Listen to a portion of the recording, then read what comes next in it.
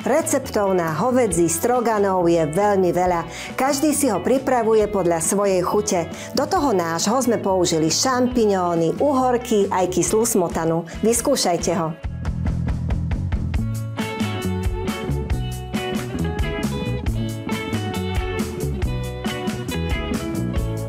Hovädzie mäso ja som použila roštenku, zbavíme blán. Roštenka je veľmi jemné mäso, ktoré sa rýchlo pripraví. Nakrájam ho teraz na tenké plátky. Plátky ešte nakrájame na rezančeky. Mäso dochutíme soľou, čerstvo zomletým čiernym korením.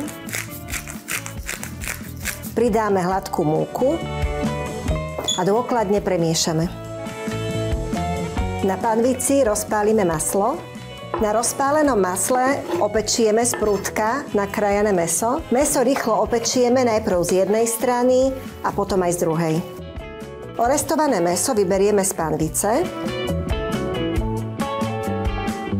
Do výpeku pridáme cibuľu, na plátky nakrájané šampiňóny. Chvíľu restujeme. Po krátkom orestovaní pridáme najemno nasekaný cesnak, necháme ho trošku rozvoňať, zalejeme vývarom,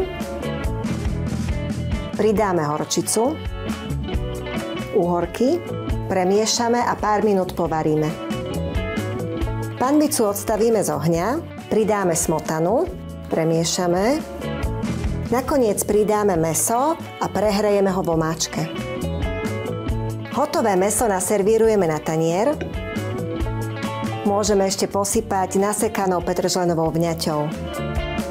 Stovky výborných chutných receptov na osvedčené mäsové jedlá hľadajte na našom portáli Varecha.sk a ďalšie skvelé recepty pre vás chystáme v našom krásnom mesačníku Varecha.